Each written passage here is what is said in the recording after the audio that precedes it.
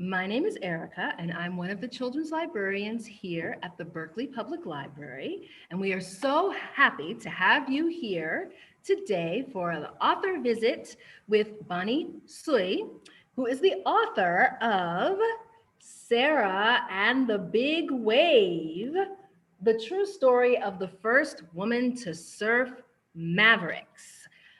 Before we get started, I just want to tell you about a couple of other books that we have here at the library about surfers and swimmers. This one is called Surfer of the Century, about the great Duke Kahanamoku, who was a surfer from Hawaii who won medals in the Olympics, actually for swimming, not for surfing, because surfing is going to be in the Olympics for the first time this year.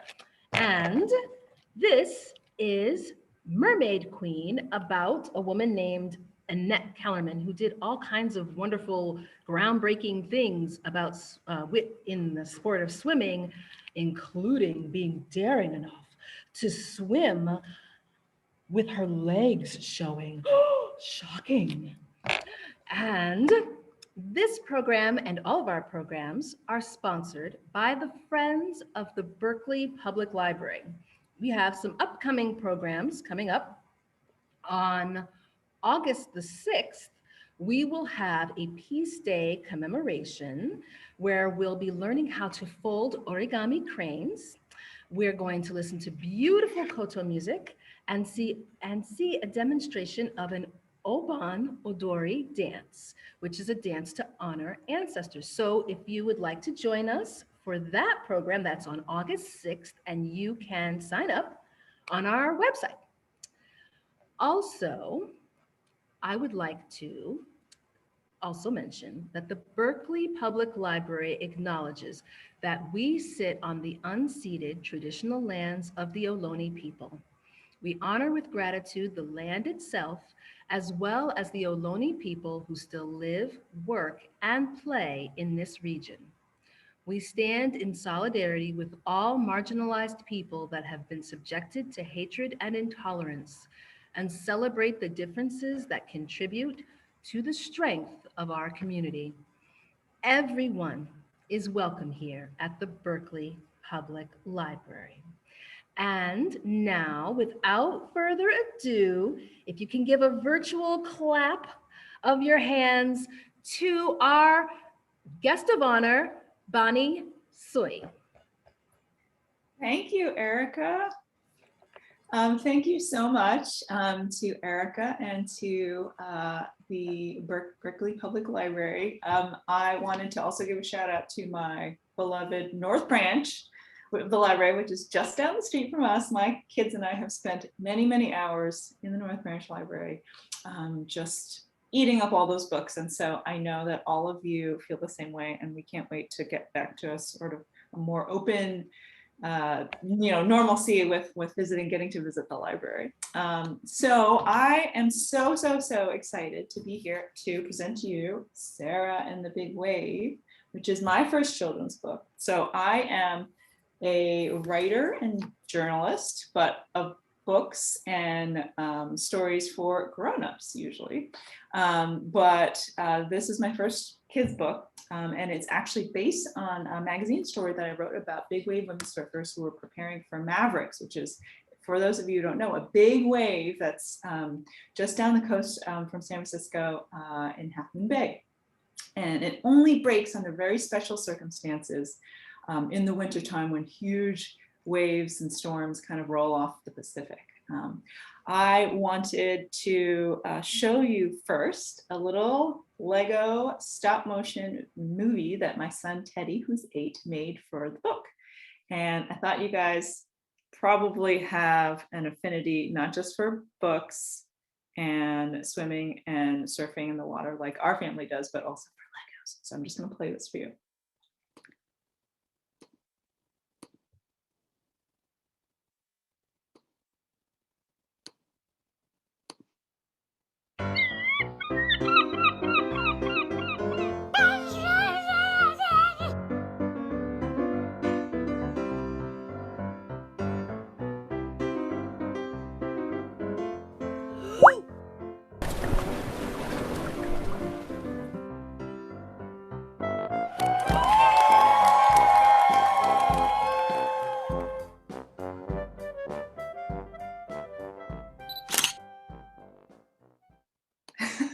Did you guys see the special guest star at the end was Joker on Vacation? Joker on Vacation is very special in our family because Joker on Vacation reminds us, even in normal, just, kind of, Monday Momo days, that it's all good. It's all fun, just relax. It's all fun. And especially in this crazy year, we all needed some Joker on Vacation. So of course, you all saw the Lego Sarah surfing down her giant wave at Mavericks. And Sarah Gerhardt is the first woman to surf Mavericks. And I'm going to tell you the story of the day she meets her first big wave.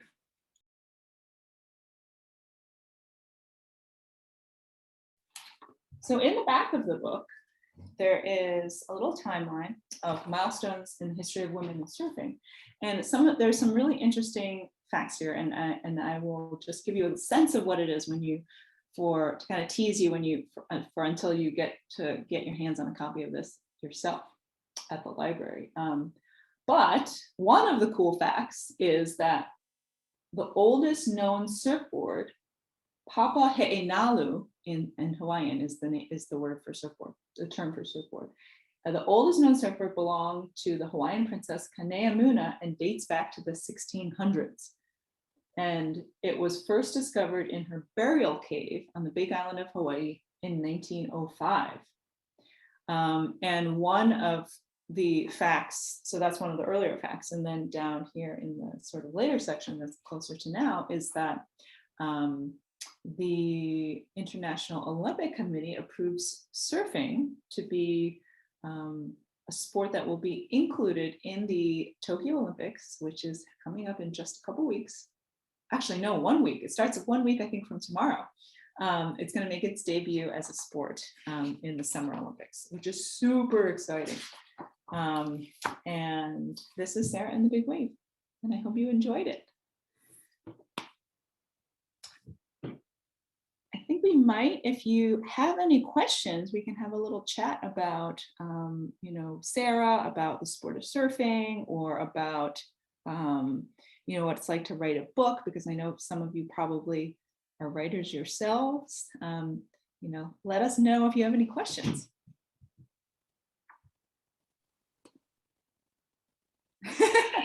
I'm muted. I have a question. I was wondering how you got interested in writing about Sarah. Well, I started to get interested in writing about Sarah because I'm a surfer myself.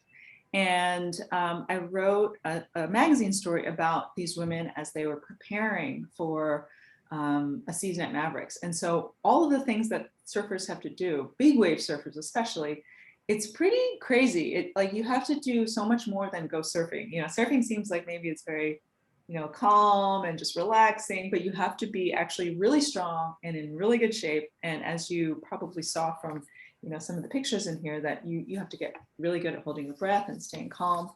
And the surfers would train by carrying big boulders and running with them underwater in the ocean to kind of practice what it's like to be held down by a wave, and also to be exerting a lot of force while you're underwater. And they have ice baths and all kinds of really interesting training regimens. And they also they went through a big fight to get included into the Maverick surf contest for the first time, to include and get them to include women. And that was a big deal.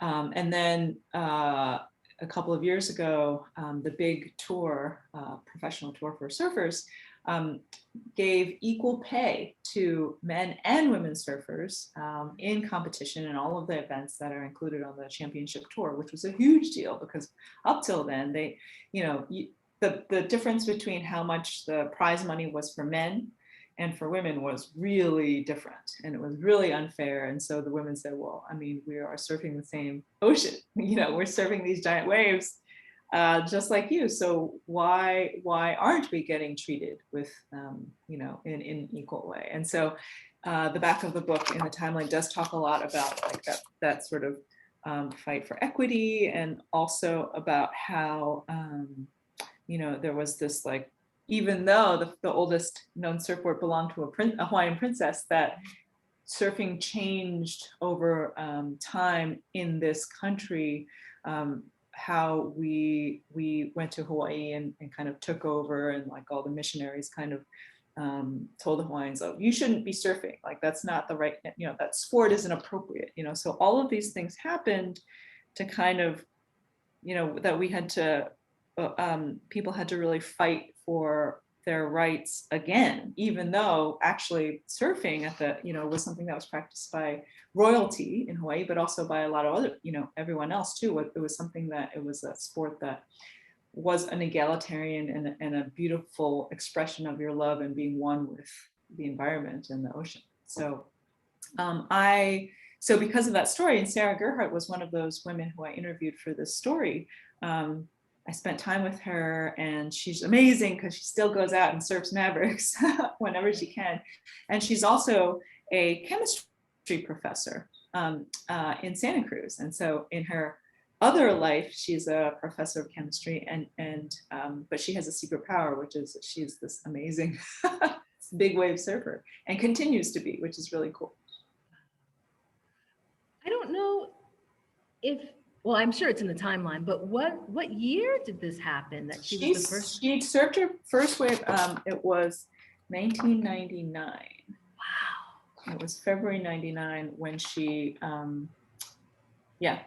is the first woman to surf Mavericks. And then it's not until the next month, she says, that that photographer was on the beach and took her picture. And then everyone knew, who she was. But she had done it kind of quietly, with her husband. I think she was out there with her husband that day. And so it's just, and it is also interesting too, like if there's no picture of it, did it happen? If a tree falls in the woods and no one's around to hear it, did it really happen? And yes, it happened. And surfing is interesting too, because it's changed to be the sport where many more people surf now. And, you go, especially in the pandemic, actually, a lot of people started surfing. And so if you go out to the beaches now, you go out to Pacifica or Bolinas, or Ocean Beach is always like still pretty like much for people who know what they're doing. But, a lot of these more beginner surf breaks, there are lots of people, lots of surfers out, kids, there's lots of camps going on now. So it's I think, and also after the Olympics, it's going to be like, so many more people are going to want to surf when they see what these amazing athletes can do. Yeah. How about you guys who are watching? If you want to put in the chat, do any of you guys surf? Mm-hmm. Or are you interested in surfing? Or are you good swimmers and kind of want to try it out? It's like, it's so fun. You feel like you're dancing on the ocean and flying, it's like this very beautiful, a very beautiful sport. Also, I know that it can be a little intimidating because you think about surfing, like, how do I, do it? But there's really great lessons and surf camps around here that if you can take cold water, you're set. I think a lot of times here in the Bay Area, what stops people from starting to surf is like, oh, the ocean's cold, but it's not that bad. It's not that bad. You guys are tough. And so Sarah had a hard time finding a wetsuit that would fit her, but they make wetsuits for kids. Yes, they totally make wetsuits for kids. My kids have wetsuits for when they want to go swimming in the ocean or try boogie boarding or surfing.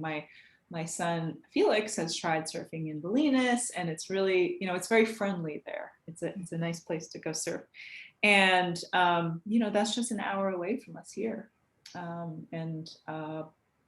Pacifica is a half hour away. So I think getting down to the coast, convince your parents to let you go out in the ocean, because it's I think that not only is it a sport that's really fun, but it also makes you feel really connected to the planet.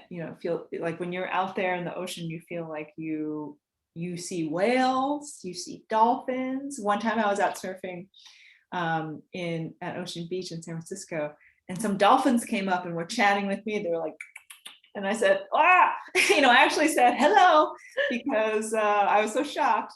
But I had to say hi. They're so smart, and what a neat thing to be, in an interspecies conversation. I have to think that they were thinking something about, what we're all doing out there floating there. But at the same time, sometimes you'll be surfing and you'll be catching a wave, and then you'll see dolphins like coming out of the wave because they love surfing too.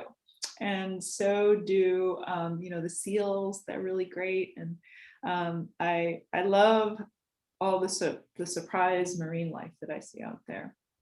And we know also that there are sharks, but most of the time the sharks are just relaxing. It's their living room. They leave you alone, you leave them alone. And I think that some people are afraid of them because it's big in the imagination, like Jaws. But at the same time, there are lots of creatures in the ocean that we don't see, and they're just living, just like us. Here's a question. Oh, what was your scariest experience in being on your board? Ooh, that's a really good question. I think that some of us, oh, well, I was going to say that sometimes when you wipe out and you go underwater and you hold your breath for a while, you wonder, which way is up, because you have to kind of wait and be patient. But really, like, you need to stay calm, and then you will always float back up, right? So that's the thing that people are scared of going into surfing. But once you kind of learn how to handle yourself, it actually is very meditative to kind of be like, all right, like Sarah was, right, counting 1, 2, 3, 4, 5, and just holding her breath and understanding that she'll always pop up.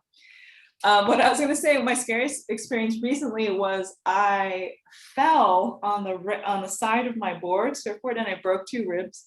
But that was a very weird event. It's not going to happen to you, but it happened to me. So, and I want to be honest and say that the board popped up in a funny way and I fell on it, but it's all good. I'm back surfing. So doesn't usually happen. Yeah. Well, while we're waiting to see if there's any other questions, Bonnie has very nicely agreed to sign this copy of Sarah and the Big Wave, and we're going to do a drawing to see a live drawing. Yeah, a live drawing, and it's just for you guys that are here in the live attendees, or here for the live event. So while you guys are thinking, if you have any other questions, I'm going to go ahead and, oops, I just dropped a name. Hang on a second. I couldn't reach it. Okay. And I won't look, and I will stop. Pick a name. See. Benjamin. It's Benjamin there. Well, Benjamin, you are now the proud owner of this copy of Sarah and the Big Wave. We're going to go ahead and have Bonnie sign it for you, and I will send an email, and we can work out a time when you can come and pick it up at the library. So we'll just have it here at the library under your name, but we'll get it to you. All right. Oh wait, there's a question in the Q&A. I was looking in the chat. Okay. Oh, Benjamin said thank you. Yay. Okay, good. Wonderful. Let me see if I can get Bonnie back. I think we might have lost her.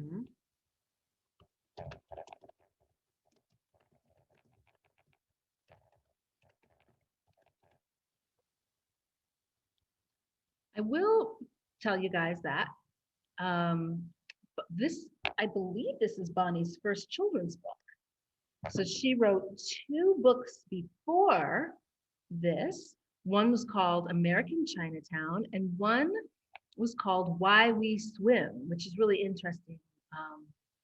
Both of them. So very, very interesting to me. And I would like to read both of them. But I'm curious to see what her next children's book is going to be about as well. looks like.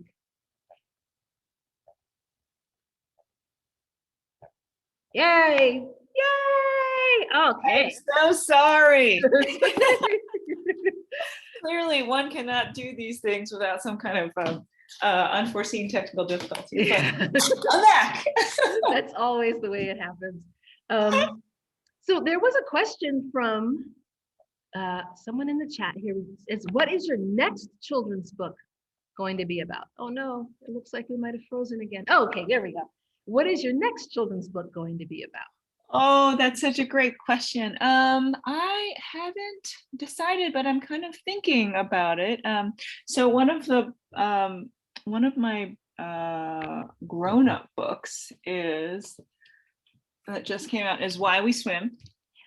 And I'm thinking about doing a kid's book that has to do with swimming because clearly these things are linked. And so I've been thinking about that. But if you have any ideas or requests, please let me know because I will take ideas and suggestions from especially from you kids. If there's a kind of book that you feel or a story that you feel that you haven't seen that you want to see out there, that's always one of the things that I tell readers too, is that if there's some you are imagining the stories that you want to hear told too. And sometimes kids will ask me, like, what if I want to be a writer? How do I do it? And I said, you're doing it right now. You're reading tons of books and you're starting to say, okay, what is it that I want to do? How do I want to share my stories with the world? And so I love that. And I love that that's sort of how I came to writing, is that to share those stories that I wanted to see told.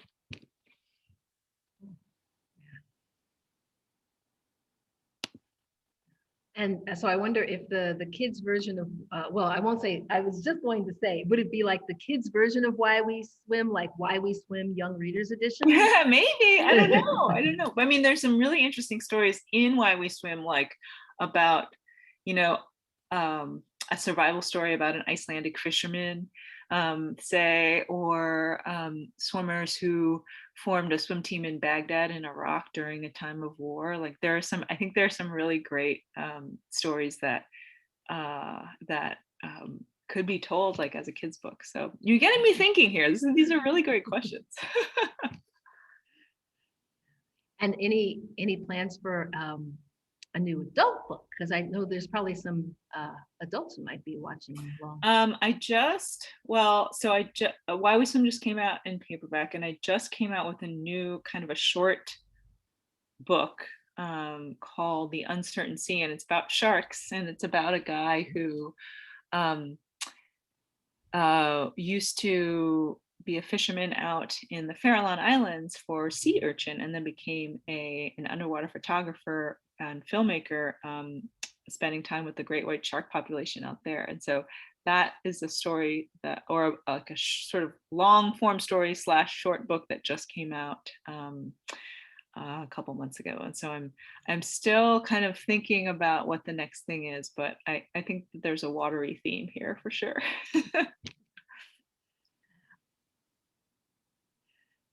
Well, I just want to say one more time, I was thanking everybody for coming, and I want to thank Bonnie Tsui very, very much for sharing your book with us, for sharing your time with us, for answering all these wonderful questions, and